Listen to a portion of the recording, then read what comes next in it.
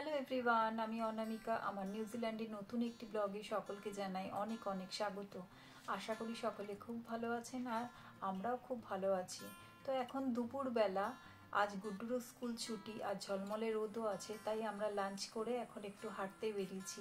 তো এখন আমরা হাঁটছি সাইমন স্ট্রিটের ওপর দিয়েই। এটা আছে one of the main road of Auckland. তো এখন আমরা হাঁটতে হাঁটতে যাচ্ছি কুইন স্ট্রিটের দিকে। কুইন স্ট্রিটে একটা দোকান আছে যেটার নাম হচ্ছে $2। ওটা একটা চাইনিজ দোকান।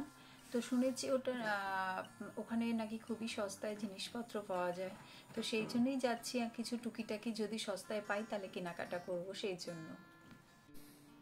এখানে নিউজিল্যান্ডে এসে আমি একটা জিনিস শিখেছি নিউজিল্যান্ডারদের থেকে। এরা যখনই রাস্তায় বেরে অচেনা মানুষকে দেখলেই এক মুখ হাসি, তারপরেই hi, hello, good morning, bye কিছু না কিছু বলে, এবং এরাও আশা করে উল্টো দিকের ব্যক্তিটি তাকে দেখেও সেই রকমই ব্যবহার করবে।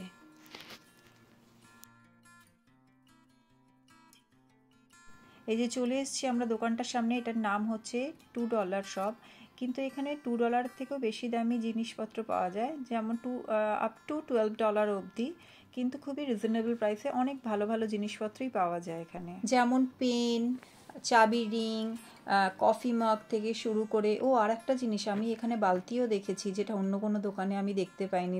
বিভিন্ন রকমের সফট টয়েস থেকে শুরু করে আরও অনেক ধরনের আইটেম এখানে পাওয়া যায় খুব অল্প দামের মধ্যে। কাউকে গিফট করার জন্য এই দোকানটা খুবই ভালো। আমি এই দোকান থেকে 3টে বক্স কিনেছি ফ্রিজে খাবার রাখার জন্য। তো এই 3টে বক্সের দাম পড়লো $10, মানে এটা অফারে পেয়েছি, তো অফারে $10 পেলাম।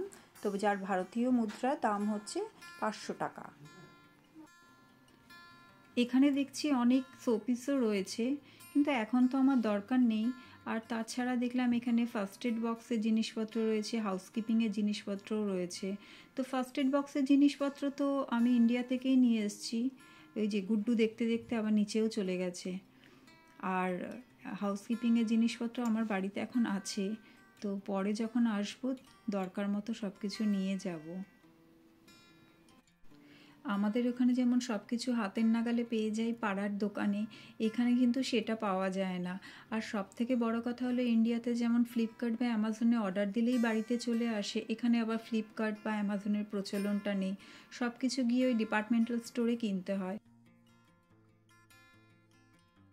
আমরা এখন বাড়ি ফিরে এসেছি। এই যে 3টে বক্স নিয়েছি $10।